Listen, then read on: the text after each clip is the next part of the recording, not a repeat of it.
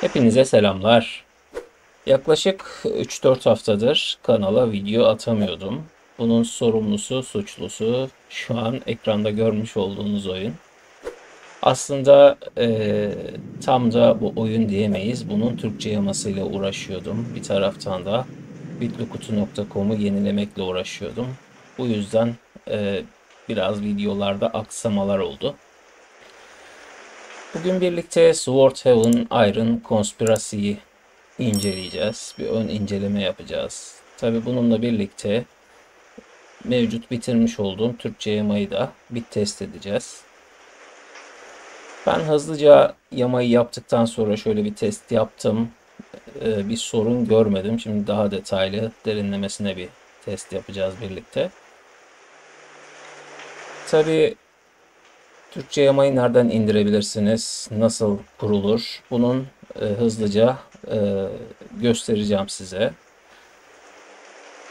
Şimdi Swordhaven Iron Conspiracy oyundan biraz bahsetmek gerekirse şu an erken erişimde, yeni çıktı biliyorsunuz. Ve bir rol yapma oyunu bu. Fakat mevcut klasik rol yapma oyunlarından biraz farklı. Nasıl farklı derseniz bu biraz daha detaylı ve oldukça fazla diyalog var içerisinde. Zaten hem dosyaları karışıktı, Türkçe yama yaptığım dosyaları, hem de oyundaki diyalog sayısı çok fazla olduğu için o yüzden biraz uğraştırdı beni. Klasik RPG'lerden şöyle bir farkı var. RPG oynayanlar bilirler. Karakterinizi önce oyunun başında seçersiniz. İşte büyücü mü olacaksınız yoksa okçu mu, savaşçı mı gibisinden.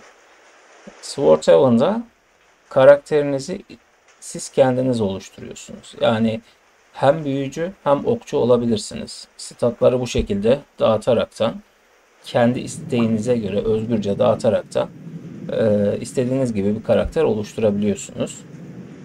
Ve oyundaki hikaye oldukça derin. Örneğin bir yere giriyorsunuz.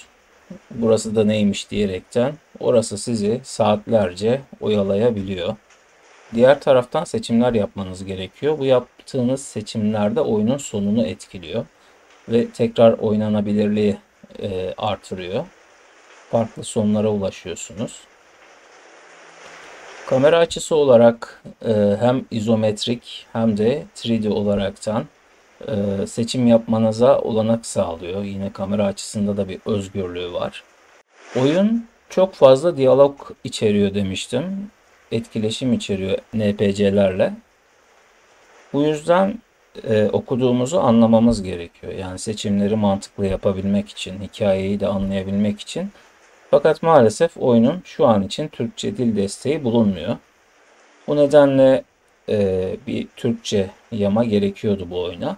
O yüzden çevirmek istedim. Peki o zaman şimdi ilk önce Türkçe yamayı nasıl indirirsiniz ve kurulumunu nasıl yapacaksınız? Onu gösterelim. Daha sonra da hem oyunu hem de Türkçe yamayı test etmeye başlayalım. Hadi bakalım. Evet, Türkçe yamanın sayfasına ulaşabilmek için hemen şöyle browser'ımızı bir açalım. Direkt bitlokutu.com'a giriyoruz. Zaten şu an en son eklemiş olduğum Türkçe yama bu Swordhaven. Eğer siz bu en üstte görmüyorsanız şuraya arama kısmından Sword yazmanız yeterli. Buradan da ulaşabilirsiniz. Türkçe yama hakkında oldukça detaylı bilgileri burada paylaştım. Nasıl kurulacağı falan hepsi burada yazıyor. En alt kısımda da şurada indirme linkleri bulunuyor. Eğer satın almak isterseniz patron üzerinden satın alabilirsiniz. Ve diğer yamalara da buradan ulaşabilirsiniz. Yok ben ücretsiz indireceğim derseniz de alternatif ücretsiz indirme linkinden Turbobit üzerinden indirebilirsiniz bunu. Türkçe yamanın mevcut şu anki yapmış olduğum 0.4.0 versiyonunu da full sürüm olaraktan şu aşağıdaki linkten, yani dev arşiv kardeş site, buradan indirip üzerine direkt uygulayabilirsiniz. GOG versiyonu bu. Türkçe yamayı indirdiğinizi varsayıyorum. Size şöyle bir dosya karşılayacak. Bir RAR dosyası. Bunu WinRAR aracılığıyla açıyoruz. Hemen klasöre ayıkla diyelim.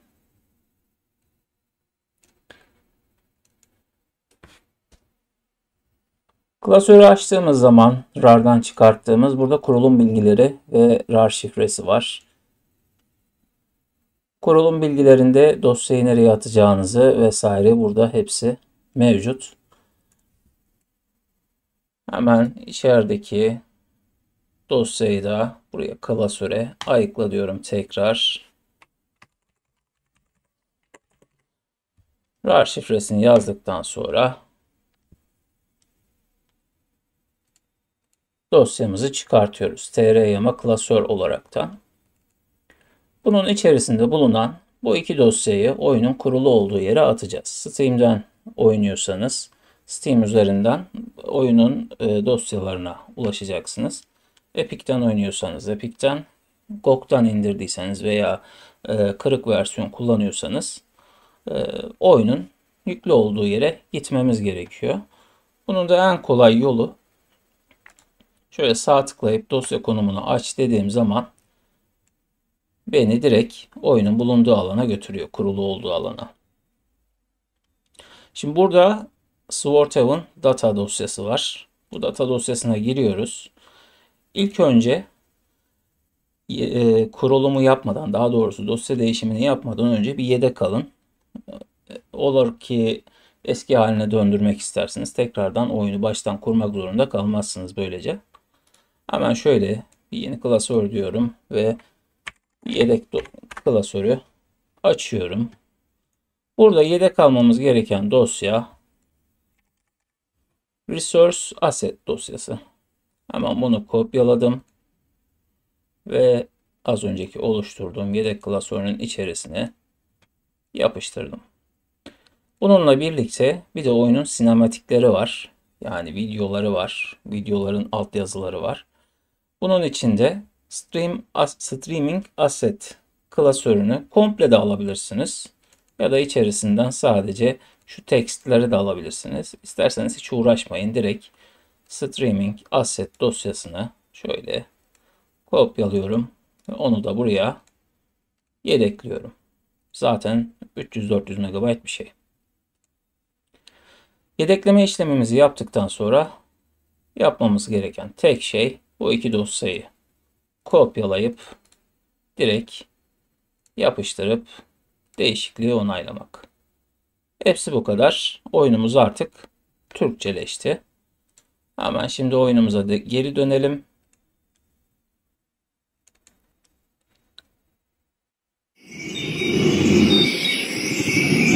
Hatta sinematiği atlamayayım.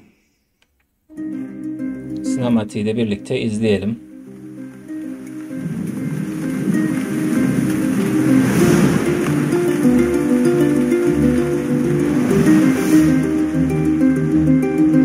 Countless eons have passed since our ancestors traveled to the Promised Land from the Land of Calamity. Eons still have they wandered, aimlessly and scattered.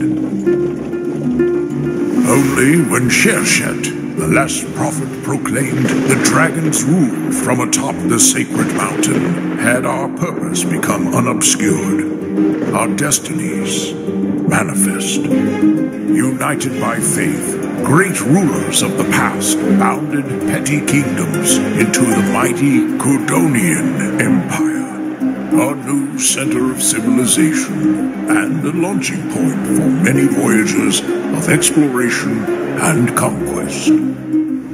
That is how the barbaric land, later dubbed Nova Draconia, was discovered, and in it the magical Balta ore, the world's only source of pale iron, renowned for its unique strength and temper. A century later, Nova Draconia has been crowned by the port city of Swordhaven, and at least partially tamed. But this land of mystery and danger yet calls to the adventurous souls from every corner of the known world. It is with one such adventurer that our tale begins.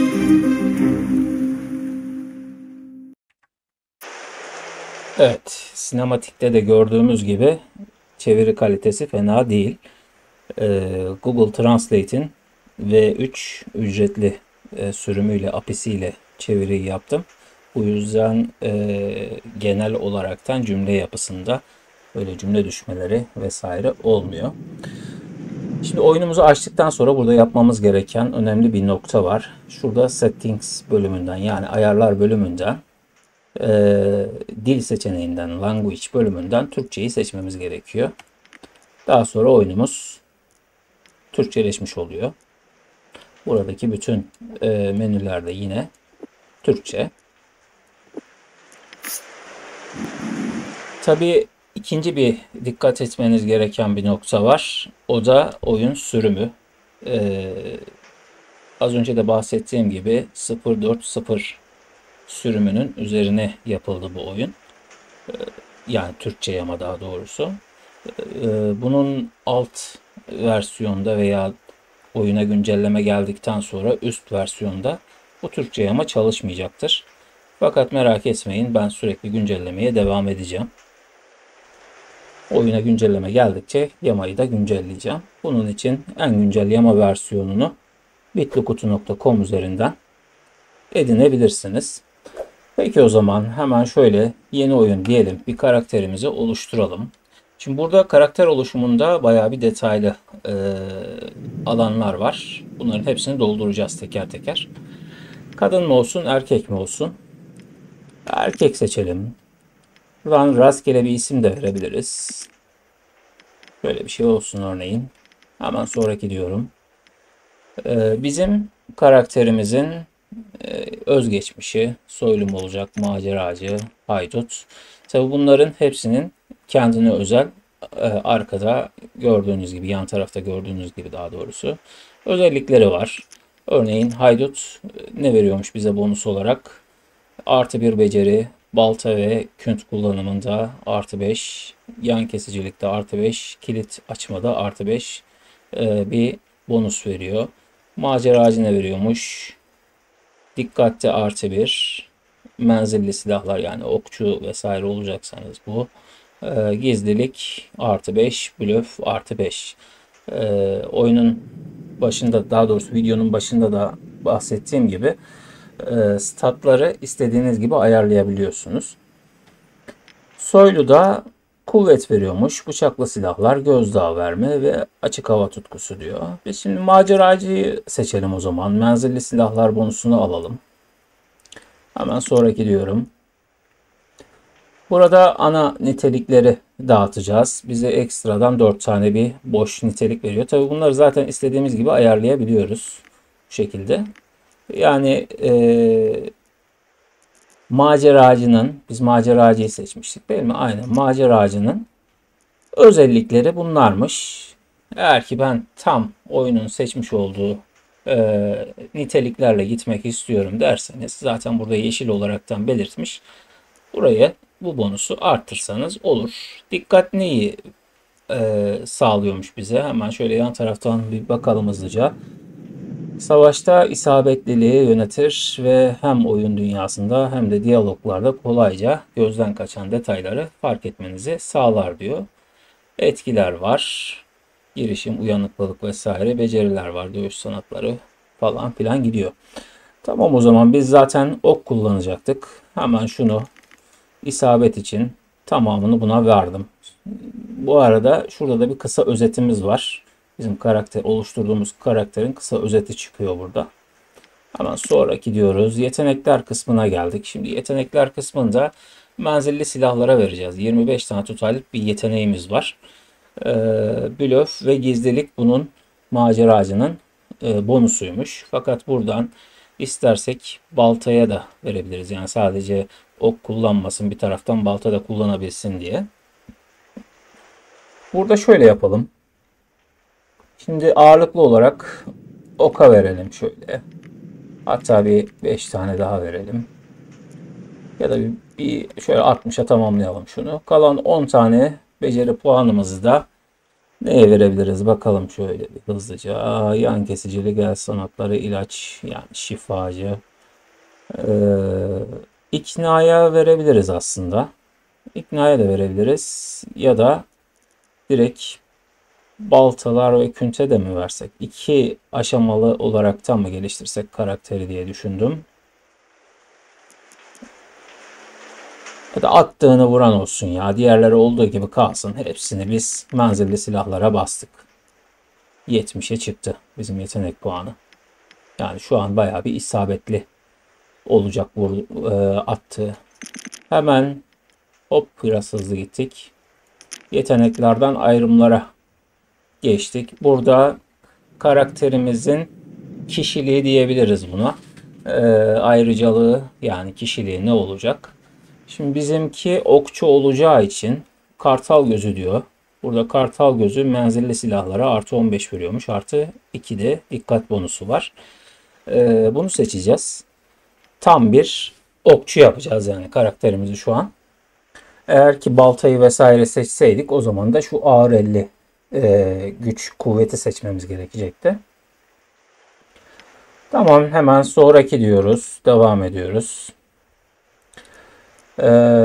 Hangi kısma geldik? Yetenekler kısmına geldik. Şimdi burada bizim skill'leri açıyoruz. Yani bu skill'lerde biz okçu yapmıştık. Okçunun skill'leri nelermiş bakalım. Ya bunları da verebiliriz. İstersek bunları da öğretebiliriz ama biz okçu üstünden gidiyoruz şu an. Okçudan bakalım neler var. Hedef tahtası diyor. Bu saldırıyı kullanmak için hedefinizden 5 adım uzakta olmalısınız. Bu saldırıyı çatışmaya girmeden kullanmak 2 kat hasar verir. Bu eylem her zaman başarıya ulaşır diyor. Şu da sanırım hızı artırıyor. 5 adım uzağa zıplıyor. Bu neymiş? Delme zırhı. Zırhı deliyor zaten adı üstünde. Şu da dipçik. Şimdi o zaman biz şuna verelim. Hedef tahtasına verelim. Uzaktan vuracağız çünkü. Uzaktan vurduğumuzda da 2 katı hasar veriyormuş. İlk saldırıyı biz yaparsak. Bunu öğrendik. Tabi oyun içerisinde biz seviye atladıkça bunları fullleyeceğiz. Hemen sonrakine geçtik. Bizim eleman nasıl bir şey olacak? Öncelikle şuradan bir portresini seçelim. Şunu seçelim mesela. Zaten portreye göre 3D halinde bize yaklaşık halini çiziyor. Buradan da özelleştirebiliriz karakteri. Kostüm olarak şu kalsın. Kafa tipi böyle kalsın. Saçını değiştirelim. Saçı şöyle uzun saç mı olsun? Şu nasıl? Yok, beğenmedim. Biz uzun saçlıyı yapalım ya. Uzun güzeldi. Şimdi şöyle bir seçeyim hızlıca. Kirli sarışın diyor. Sarışın. Bunu esmer yapalım biz. Cilt tonu geçtik. Cilt detayını geçtik. Sakal olarak da bir pala bıyık mı koysak? Böyle tam bir orman kaçkını yapalım. Tamam, böyle kalsın. Sonraki dedik. Şimdi sesi ne diyor? Karakterin sesine bir bakalım. Time for action. Quickly now. Just say the word. Tamam, bu olsun. Sonraki dedik. Son aşama karakter oluşturmamızın. Şu an erken erişimde olduğu için kolay veya zoru seçemiyoruz. Sadece bize normal seçeneğini sunuyor. Burada bir demir adam modu var. Bunu aktif ettiğimiz zaman oyunu kayıt edemiyoruz. Yani sadece kayıt noktasından kayıt noktasına kadar oynamamız gerekiyor. Demir adamı o yüzden açmayacağım. Kapalı kalsın. Şimdi kamera modu diyor. Burada 3D kamera, videonun başında bahsetmiştim, ya da izometrik kamera olaraktan buradan seçim yapabiliyoruz. Bu bize kamerayı yukarı aşağı oynatmamızı olanak tanıyor, özgürlük tanıyor. 3D olarak kalsın. Zaten bunu oyun içerisinde de ayarlardan değiştirebiliyoruz. Şöyle hızlıca bakarsak ne yaptık şimdi biz? Sağlığımız 26 HP'ymiş. Dayanıklılık 24. Hasar, kaçınma şansı vesaire gidiyor. Yeteneklerimiz burada. Ve ayrımda kart alıyoruz. Peki. Bu şekilde başlatabiliriz oyunumuzu. Hadi bakalım.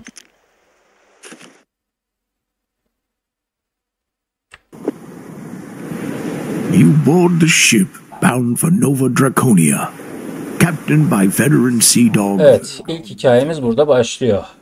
Deneyimli deniz kurdu Vergon 3'ün kaptanlığında Nova Draconia'ya giden gemiye biniyorsunuz. Hedefiniz Swordhaven. Martılar başınızın üstünde çığlık atıyor ve ciyaklıyor. Tuzlu rüzgar alnınızı okşuyor. Yeni bir hayat ve yeni maceralar sizi ne bekliyorsa onunla yüzleşmeye hazırsınız. Bence çeviri gayet güzel. Yani gayet mantıklı bir şekilde çevrilmiş. Eylem yap diyor. Kulübenizi bulun. Seçtik. Kabin mi? Saçmalamayın. Güvertenin altına denizcilerin çeşitli hamaklarda, ranzalarda ve yataklarda dinlendikleri karanlık ve sıkışık bir alana götürülüyorsunuz. Fareler ve diğer can sıkıcı şeylerle dolu olan burası uzun ve yorucu yolculuğun sonuna kadar eviniz olacak. Şimdi bizim bir eylem yapmamız lazım. Aşağıdaki seçeneklerden neler var? Diğer yolcuları tanıyın, gemiyi keşfedin, bir kitap oku diyor. Tabii şunlar bize başarılı olursak bonus verecekmiş. Mesela bu akıl 5 diyor. Dikkat 11, yan kesicilik 37, pazarlık 37. Yani bizim yan kesicilik ve pazarlıkta şu an daha yüksek bir şansımız var. Nelermiş bunlar? Birinin cebinden para çal. Denizcilerle ticaret yap diyor. Şimdi şunlardan ikisinden birini seçebiliriz. Korkutma varmış burada. O neymiş? Hak ettiğiniz saygıyı talep edin. Gizlilik, kaptanın kompartımanına gizlice gir ve dinlen. Buradan herhangi birini seçmek zorunda. Ya şöyle şu seçeneklerden bir tanesini seçmek zorunda değilsiniz. Direkt dinlen diyerekten de bu kısmı atlayabilirsiniz. Ama bunları seçerseniz de size oyunun başlangıcında ekstra bonuslar vermiş oluyor. Örneğin şu yan kesiciliği, birinin cebinden para çalmayı seçtik. Durum başarılı. Gümüş bir parıltılı bir denizcinin işaret parmağındaki güzel bir yüzüğe dikkatinizi çekiyor. Ne israf, üzerinde çok daha iyi dururdu. Üzerinizde çok daha iyi dururdu. Aynı denizciye kıç güvertesini tararken çarpıyorsunuz, yüzüğü gizlice kapıyorsunuz ve onu rıhtımınızla kargo ambarı arasında gizli bir yere saklıyorsunuz. Böylece deniz kurdu hiçbir şey anlamıyor diyor. Adamın yüzünü yürüttük. Devam edelim. Diğer yolcuları tanıyın diyor. Gemiyi keşfedin ve uyu. Seçenekleri kaldı. Diğer yolculara şöyle bir hızlıca bakalım. Bu bir ticaret gemisi ya da Kaptan Vergon öyle iddia ediyor. Bu yüzden yolcu listesi kısa. Daha kesin olmak gerekirse siz hariç 6 tane var. Macera arayan genç bir müzisyen olan Fiona, ateşli tek gözlü bir savaşçı olan Nostra, ünlü bir bilgin olan Nikodemus, zeki bir güneyli paralı asker olan Jemahur, imparatorluğun dindar şövalyesi Gintar ve son olarak çoğunlukla kendi halinde yaşayan nazik yaşlı bir adam olan Zanfor diyor. Bunların zaten özgeçmişlerini bize buradan kısa bir bilgi verecek. Hepsini tek tek okumayalım. Şöyle işaretleyelim. Sonuçta tanışmış olalım. Hepsiyle de tanışmış olduk. Böylece ileri gelebiliriz. Gemi sakin denizde hafifçe sallanıyor. Diğer yolcuları tanıyını yaptık zaten. Gemiyi keşfedin kaldı. Bir de uyumak kaldı. Gemiyi keşfedelim hadi. Başarılı diyor. Gemi dalgalı denizlerde denge sağlamak için inşa edilmiş, önemli miktarda kargo ve uzun yolculuklar için erzak taşıyabilecek kadar büyük bir ticaret karağıdır diyor. Ama hepsi bu kadar değil. Öyle değil mi? Seçtik. Güvertenin altında insanlar için yapılmış zincir ve prangalarla dolu açık bir sandık buluyorsunuz. Görünüşe göre Kaptan Vergon sadece basit bir tüccar değil. Kaptana zincirleri sor. Diğer yolcuları tanı, uyu var. Soracağız. Soralım bakalım. İkna kabiliyeti gerekiyormuş. Bizimki de 20'ymiş bunun için. Başarısız olduk. Zincirlerin bazen hayvanları taşımak için kullanıldığını iddia ediyor. Bunun tam olarak doğru olduğuna inanmıyorsunuz ama kaptanı kızdırmak akıllıca olmaz. Peki, direkt uyumaya geçiyoruz. Gemiye varış noktanıza yaklaştıkça bazen nöbette olmadıklarında denizcilerin hikayelerini dinlersiniz. Sıradan hikayelerden sadece denizcilerden gelebilecek kadar tuhaf hikayelere kadar her türlü eğlenceli anekdotu paylaşırlar. Ancak Swarthaven Körfezi'nin üzerindeki tuhaf kuyruklu yıldızlardan veya Batı Nova Draconia'da zanaatlarını uygulayan büyücülerden bahsettiklerinde Zanfor'un yüzü kararır. Görünüşe göre bu konuları çok ciddiye alıyor. Bu arada sen ne yapacağız biz? Balıkçılara yardım et, ağları onar, hastalara bak, herkesin çalışmasını izle. Herkesin çalışmasını izleyelim. Başkalarının çalışmasını izlemek kendi başına bir deneyimdir. Ekip bundan pek memnun değildir. Arkanızda birden fazla kez serseri kelimesinin söylendiğini duyarsınız. Ama insanlar böyledir işte. Uyu diyoruz. Birkaç gün sonra gemi sonunda fırtınalı denize girer. Adına uygun olarak koyu dalgalar kıç tarafına amansızca çarparak geminin mide bulandırıcı bir ritimle yuvarlanmasına neden olur. Hava müjdecileri olan kasvetli Mallemuksların, neşeli martıların yerini alarak kurşuni gökyüzünün altında ürkütücü bir sessizlikte süzülmesiyle tuz ve ozon kokusuyla doludur diyor. Eylemlerde neler var? Dalgalanan denize bak, yol arkadaşınızla birlikte teselli bul, endişelerinizi bir şişenin dibinde kaybet diyor. Dalgalanan denize bakalım. Alacakaranlıkta mürettebatın çoğunluğu güverte altındaki unsurlardan korunmak için sığındığında kendinizi kışta gemiyi saran yağlı, çalkantılı karanlığa kör bir şekilde bakarken bulursunuz. Aniden esen sert bir rüzgar esintisi ve ardından gelen sağır edici bir gök gürültüsü sizi kendinize getirir diyor. Etrafımıza bakmalıymışız. Baktık bakalım. Yalnız değilsin. Birkaç mürettebat güvertede koşuşturuyor. Diğer yolcular da yukarı çıktı. Bazıları korkmuş, bazıları da kaprisli hava koşullarından eğleniyorlardı.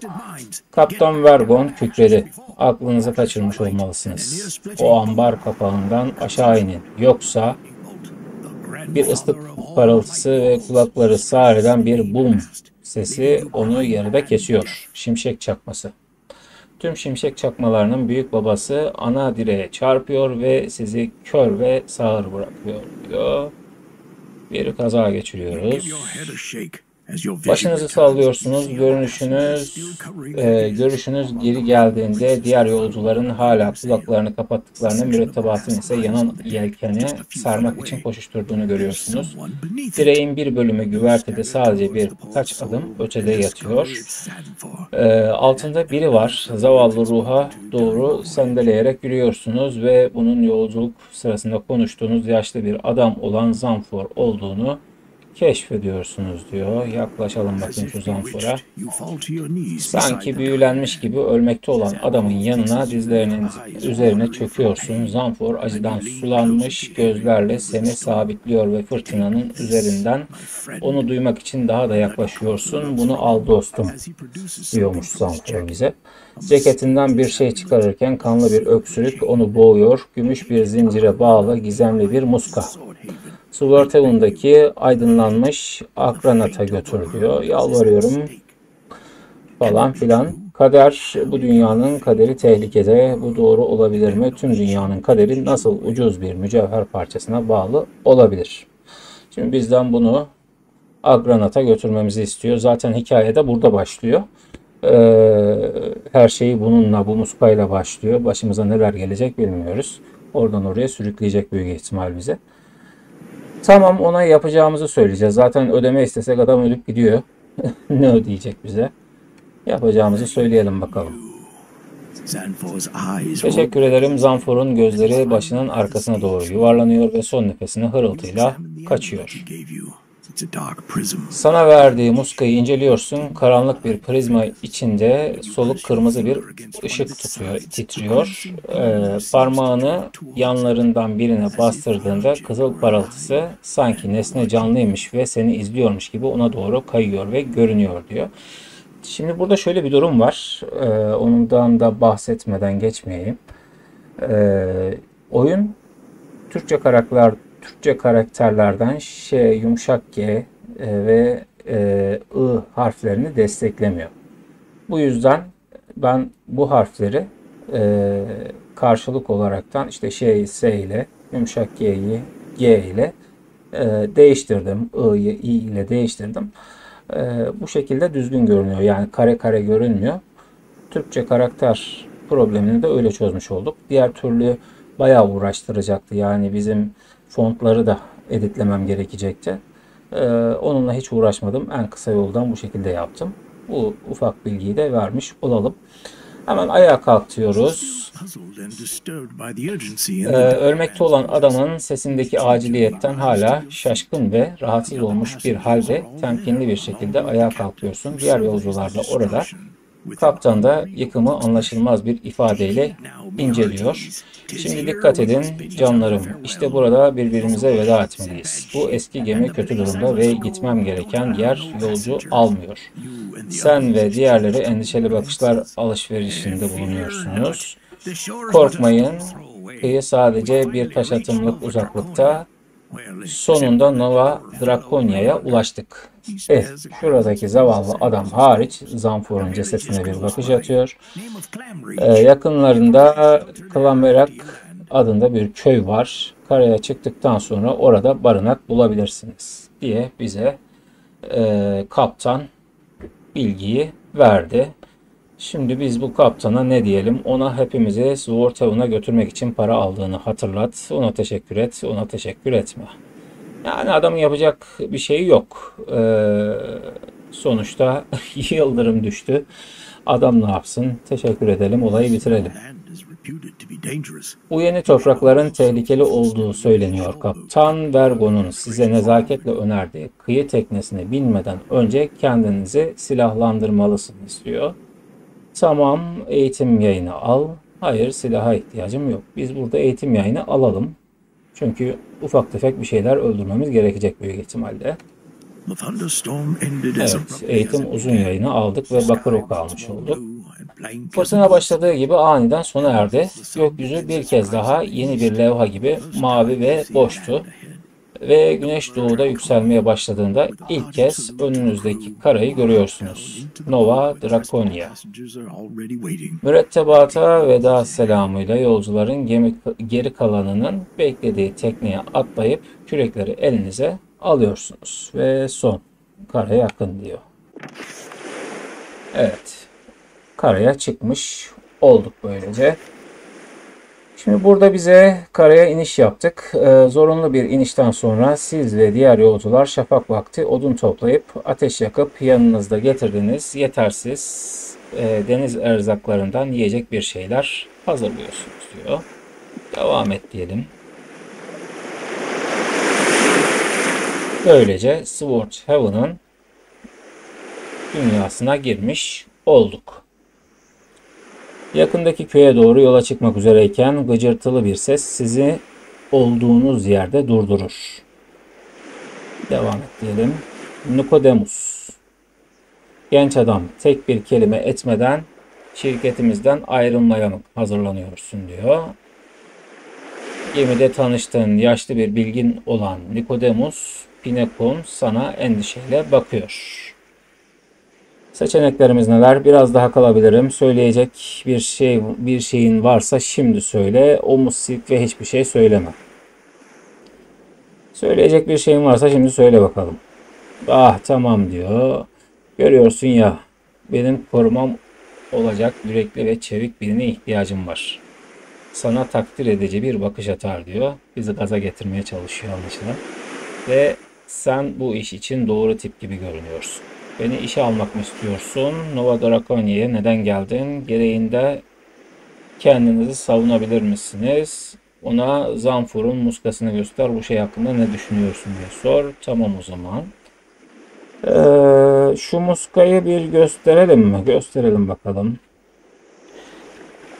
Büyüleyici bir örnek, gerçek bir büyülü eser. Hangi güçlere sahip olabileceğini kim bilebilir? Onu saklamanızı ve iyi saklamanızı rica ediyorum. Çünkü ben Bilge Nikodemus Pinekon bile onu çalmanın kötü cazibesine karşı bağışıklık değilim. Tabi burada bir cümle düşüklüğü olmuş ama yine de ne anlatmak istediğini anlıyoruz. Seçenekler neler? Neyse beni işe almak istediğini mi söyledin? Nova Draconia'ya neden geldin? Gerektiğinde kendini savunabilir misin? Tamam o zaman. Gerektiğinde kendini savunabilir misin? Bize ayak bağı olacak mısın diyelim bakalım. Kesinlikle erkeklerin korktuğu ve kadınların özlemini çektiği silaha bakın. Alim geriye yaslanır ve kollarını açar sanki ölümcül bir silah sergiliyormuş gibi şaşkın bakışınızı görünce şunu belirtir. Vücudumu kastediyordum. Yani elimle, bileğimle saldırırım diyor. Peki devam et dedik. Gençliğimin uzun zaman önceki günlerinde olduğu kadar sert ve sıkı olmasa da ve üstüne üstlük yeni bir karaciğerin için yalvarıyor hala. Şurada bir bozukluk var. Maviyan, savaşçısı rahip ustalarının kadim tekniklerini hatırlatıyor. Üstün anatomik bilgimin yanı sıra bu yeni yıkıcı derecede etkili bir boksör yap. Beni yıkıcı derecede etkili bir boksör yapıyor diyor. Tamam o zaman diyelim, uzatmayalım şunu. Tamam o zaman ne? Sana eşlik etmeyi kabul ediyorum. Üzgünüm ihtiyar. Beni işe alacak paran olduğunu sanmıyorum. Şimdi tek tabanca mı takılalım yoksa bunu da yanımıza alalım mı? Hadi gelsin bakalım. Bu da bizimle birlikte gelsin. Harika. Şimdi sana peşin ödeme yapamayacağım. Bunun yerine varış noktamıza ulaştığımızda performansını değerlendireceğim ve oyunun mecazi mumu hak edip etmediğine karar vereceğim diyor. Evet, bana hatırlat, kaptanın bahsettiği köy nerede?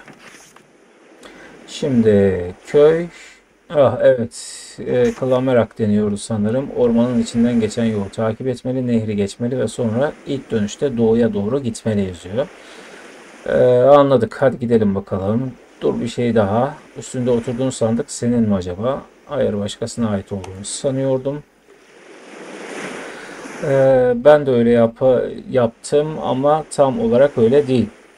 Ben de öyle düşünüyorum olacaktı. Burada bir cümle düşüklüğü var.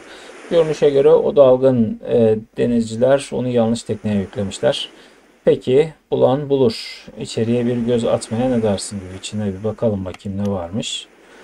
Tam da bu durum için bir aracım var. Bir kilit açma aleti. Biraz karanlık bir karaktere sahip gibi görünüyorsun. Kusura bakma. Bir dene bakalım ha diyor. Bize bir maymuncuk veriyor kilit açma kiliti olaraktan. Tamam dedik. Hadi gidelim bakalım dedik. Ya evet, bilinmeyene cesurca adım atma zamanı ve diyalog sonu. Şimdi bundan sonra bizi eğitim karşılıyor. Bu eğitimler ilk oynarken size destek olur. Şöyle kapat diyelim. Yani buraları ben hızlıca geçmiştim. Ya oyunun nasıl oynanacağını vesaire anlatıyor size. Bunlar da yine Türkçe. Şimdi biz burada şuradan hemen kiti aldık. Şu sandığı bir açalım ilk önce.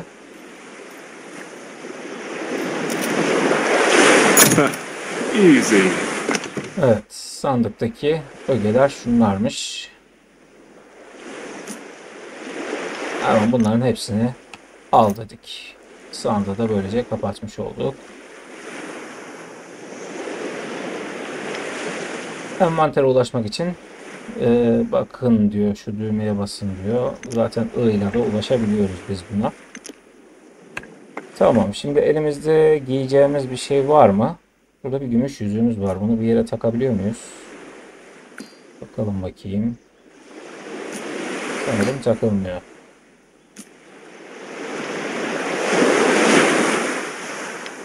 Evet. Herhangi bir bonusu da yokmuş. Bu ancak satmalık anlaşılan. Peki. Ha, bu arada şurada yetenekler kısmı var. Seviye atladıkça bunlar da açılacak sırayla. Şimdi ilk önce şu köyü bir bulalım.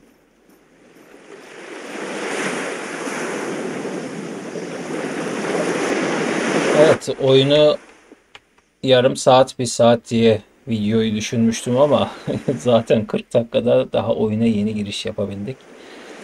Neyse, şöyle hızlıca bir köyü bulalım bari. Köyü bulduktan sonra sonlandıralım videoyu.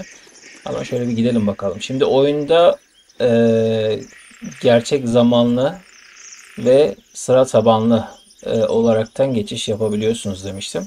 O ayarı şuradan yapıyoruz. Savaş sırasında buradan zaten gerçek zamanlıya geç dediğimiz zaman yaratıklar durmuyor. Direkt saldırıyorlar. Biz gerçek zamanlıda devam edelim. Şu şekilde olursa da sıra tabanlıya geçmiş oluyoruz. Yani önce biz sonra onlar falan filan gibisinden. Biz gerçek zamanlıda devam edelim bakalım. Şimdi bu köy nerede? Şu köyü bir bulalım öncelikle. Şöyle bir gidelim bakalım. Burada bir mağara bulduk. Girsek mi? Girelim bakalım.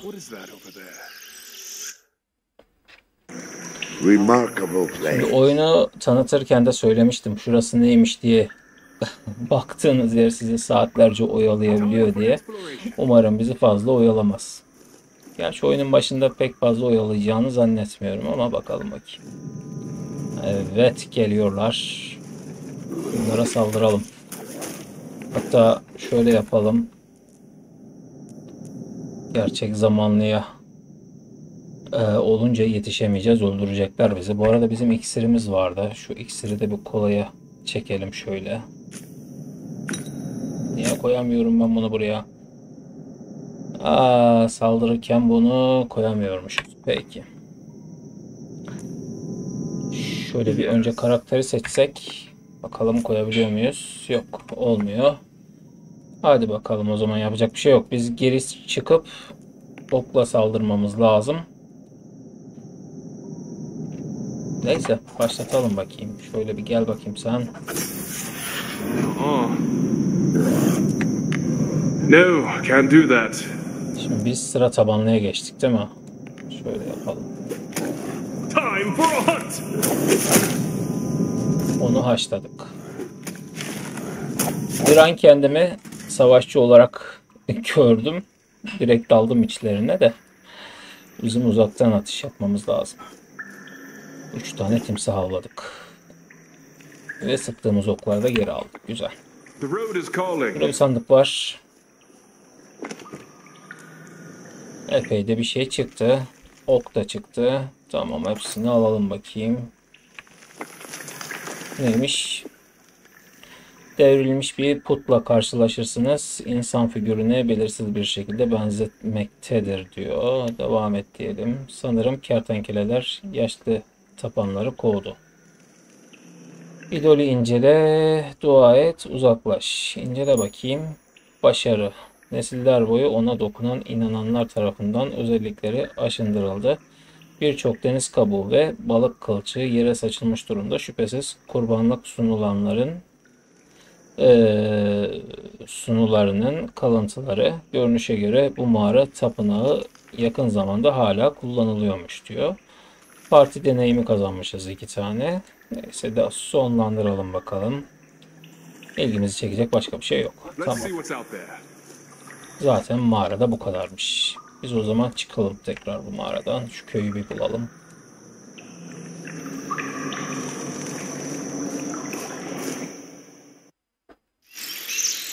You can count on me. Bakalım başımıza başka ne gelecek. Bu arada şu iksiri bir yerleştireyim de. İyileştirme iksiri, dayanıklılık iksiri, sinirlendirme iksiri. Şu iyileştirme iksirini alalım. Dayanıklılığı da alalım. Tamam. Şöyle beraber gideceğiz. Şimdi kameranın özgürlüğünden bahsetmiştim. Kamerayı ayarlardan mesela şu an yukarı aşağı yapabiliyorum. Onu da göstereyim. Ayarlardan hemen neredeydi bu? Kamera bölümünden izometreyi seçtiğim anda artık sadece sağa ve sola dönüş oluyor. Yukarı aşağı yok. Böyle bir özgürlük de tanıyor bize. Biraz da izometrikten devam edelim o zaman.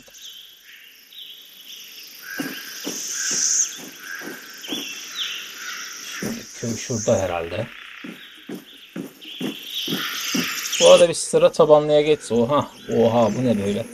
Bir sıra tabanlıya geçsek daha iyi olacak gibi. Sıra tabanlıya geçelim. Çünkü ilk saldırıyı biz yaptığımız zaman daha kuvvetli oluyordu şununla. Hedef tahtasıyla.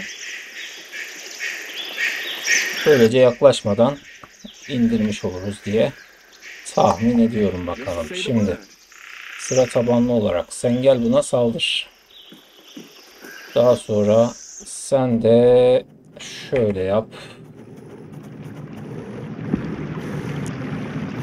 Şimdi önce onun saldırması lazım. Buradan sıkabilir miyiz biz buna? Böyle yapalım. İyi, fena değil. Not going to happen. Gerçek zamanlıya geçelim. Zaten skill'i seçtiğim anda oyun duruyor. Güzel. Kolay oldu. What is it? Sistemi öğrenince kolay oldu. Onun da etini aldık. Devam edelim bakayım. Bu arada şöyle otlar da var. Bunları da toplayabiliriz aslında. Bu neymiş? Ejderha yaprağı. Ne işe yarıyor?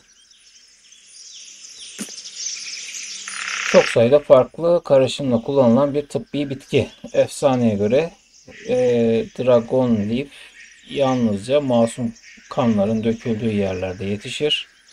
Bu Nova Draconia'nın en yaygın bitkilerinden biri olmasının nedenini açıklayabilir diyor. Muhtemelen iksir yapacağız bundan da. Peki.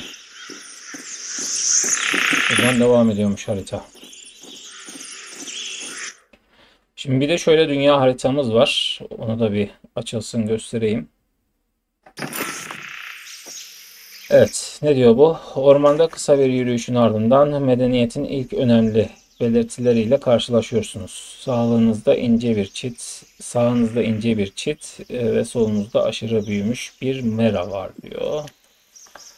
Nikodemus, derin bir nefes alır. Ah, duman, ter ve gübre, insanlığın belirgin kokuları sana döner. Köy yakında olmalı. İyi davrandın ihtiyar. Ne büyük mutluluk. Yeni insanlarla tanışmak için sabırsızlanıyorum. Düşüncelerinizi kendinize saklayın. Evet anladım. İyi davrandın diyelim bakalım. Şaşırmış gibi görünüyorsun. Yıllarca süren eğitim, akademik mesleğime ve bazılarının dediği gibi ileri yaşıma rağmen bana sert bir fiziğe ve çelik gibi bir iradeye sahip olmamı sağladı diyor. Her şeyden önce senin yeteneklerin beni daha çok etkiliyor diyor. Devam et diyelim bakalım. Goy yapıyor şu anda ama yeter artık. Daha fazla tehlike öngörmüyorum. Bu yüzden siz gidebilirsiniz. Ben de düzgün bir yemek için mahalle birhanesine uğrarım ya da bu kadar küçük ve uzak bir yerin sunabileceği her neyse falan demiş. Eğer korumam olarak devam etmeye karar verirsen beni orada ziyaret et. Aksi takdirde geceyi köyde geçireceğim ve ilk horoz ötüşünde Swordhaven'a doğru yola çıkacağım diyor. Parti deneyimi kazanmışız. Cevap verme, bunu aklında tut. Sonra konuşuruz. Aklımızda bulunsun. Mavida dediğimiz gibi bu Mavida kelimesinde bir problem var çeviride. Onu bir sonraki güncellemede düzeltiriz. Dediğimiz gibi zor bir veda, güzel bir kavuşma demektir. Yani veda, diyalog sonu. Evet. köye geldik sanırım. Şöyle haritayı gösterecektik. Şimdi biz buradaymış. Klanberak kapısı buradaymış. Biz şuradayız. Burada bir de dünya haritası var ama bu sanırım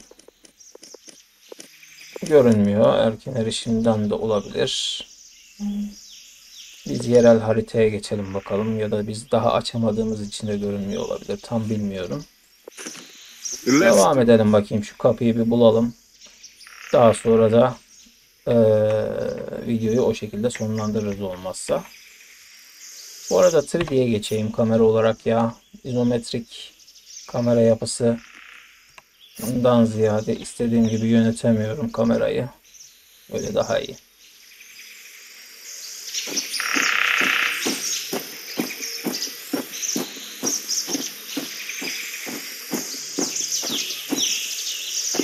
Gidelim bakalım.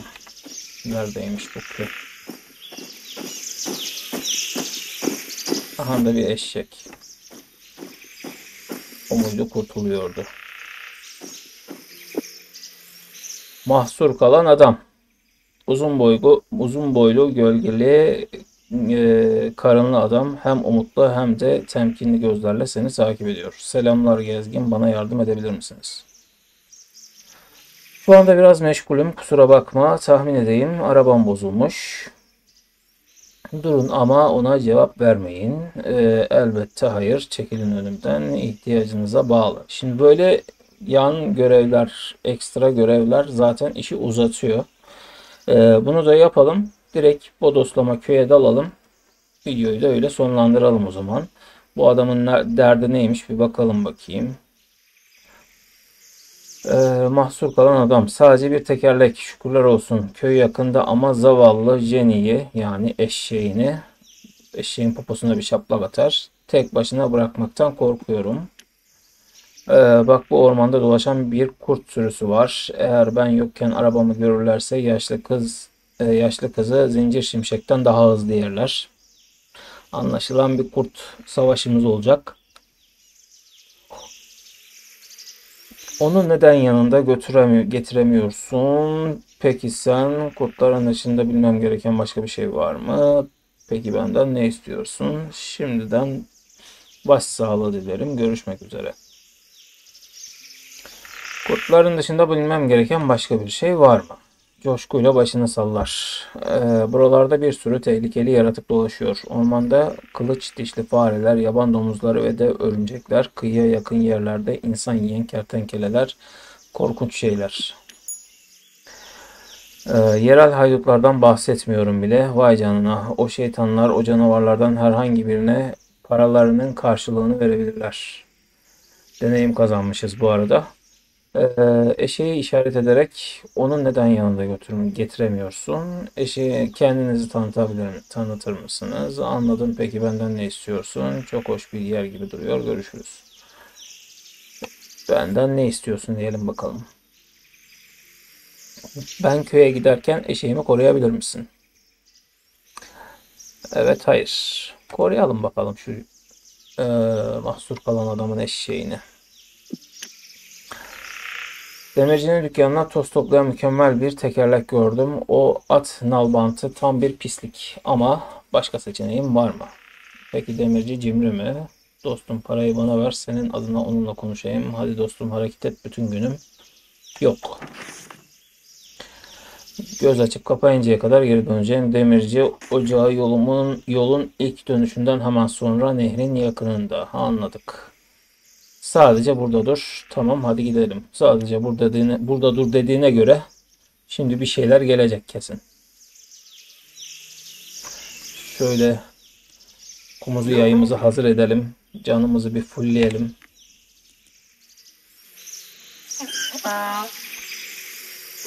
Aynen.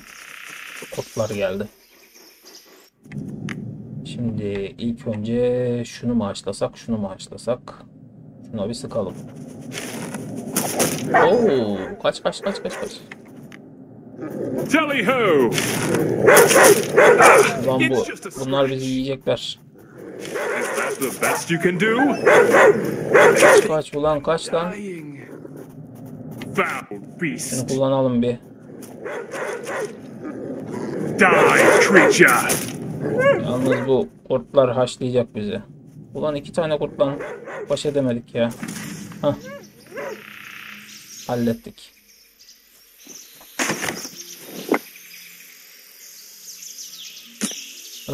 Deri aldık.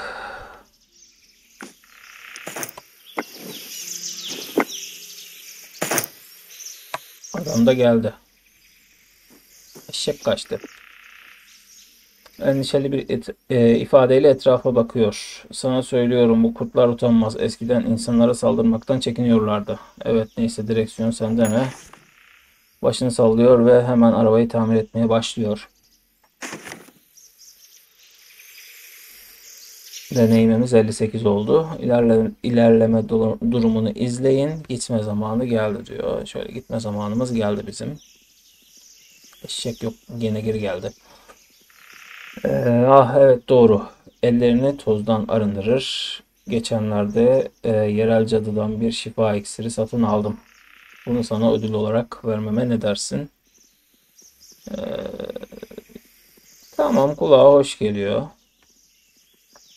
Al bakalım. İksiri uzatır. Sanırım veda vakti geldi. Dilini şaklatır. Hadi canım kızım.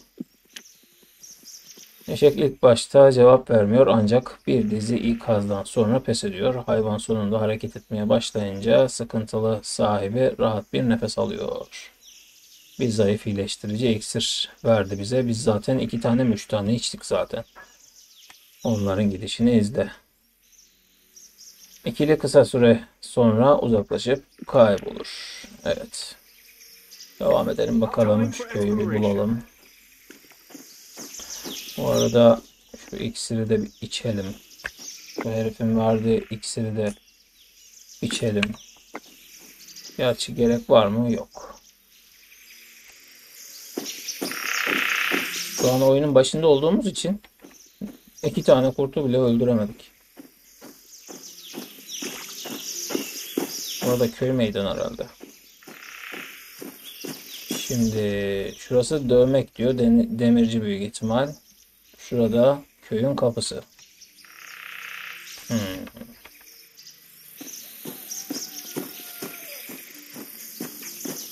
Evet, köye de ulaşmış olduk böylece.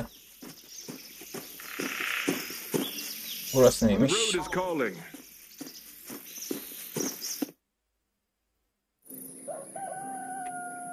Let's see what's Bir out. sandık var. Bizim It's locked. kilit açma zımbırtımızı bir kere kullandık, bitti. Elimizde başka yok. Buralarda başka bir şey var mı? Yok gibi görünüyor. Peki.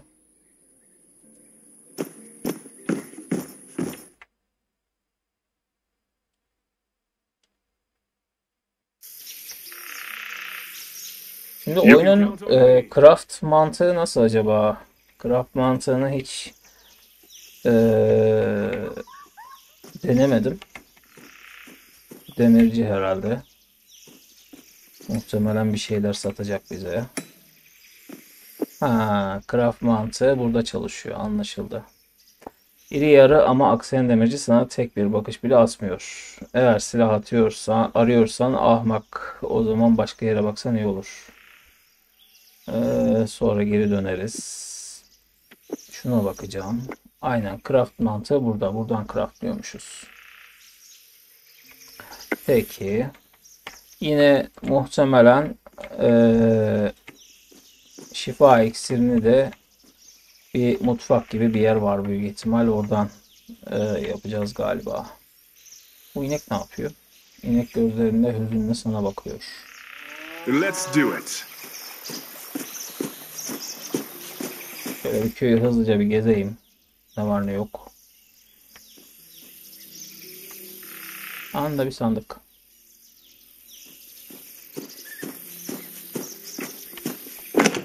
Oo, bir sürü ok çıktı. Güzel.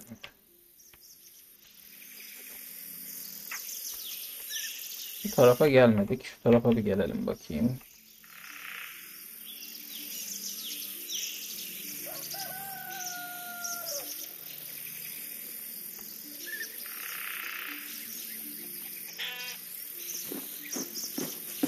Burası köyün dışı mı oluyor? Sanırım köyün dışı.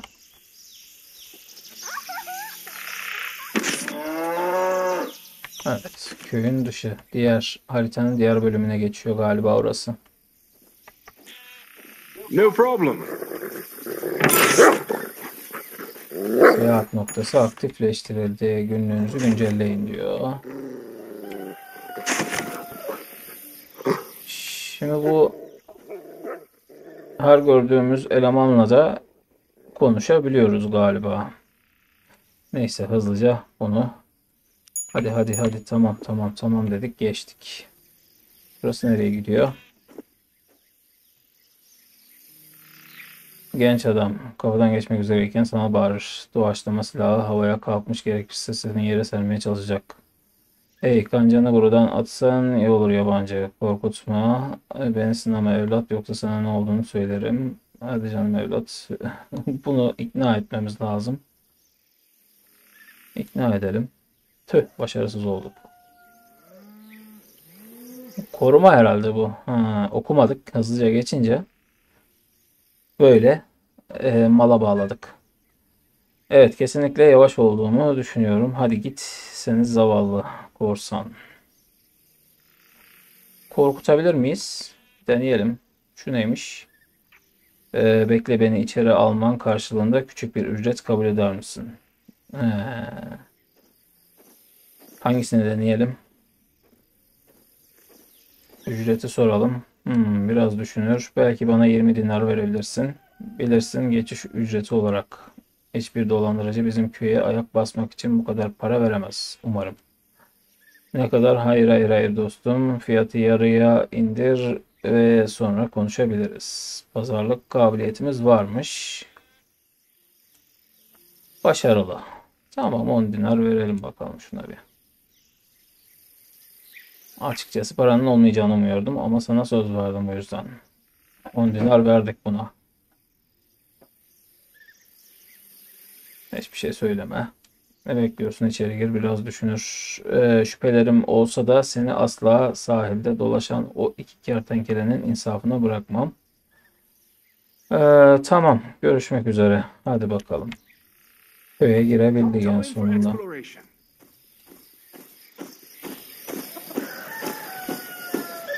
Rastgele bütün NPC'lerle konuşabiliyoruz aynen.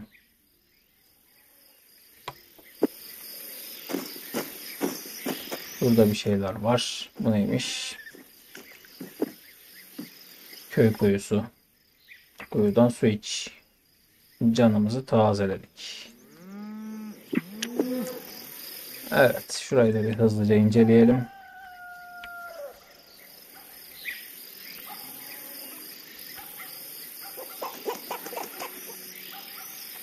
Yani aslında güzel oyun. Fakat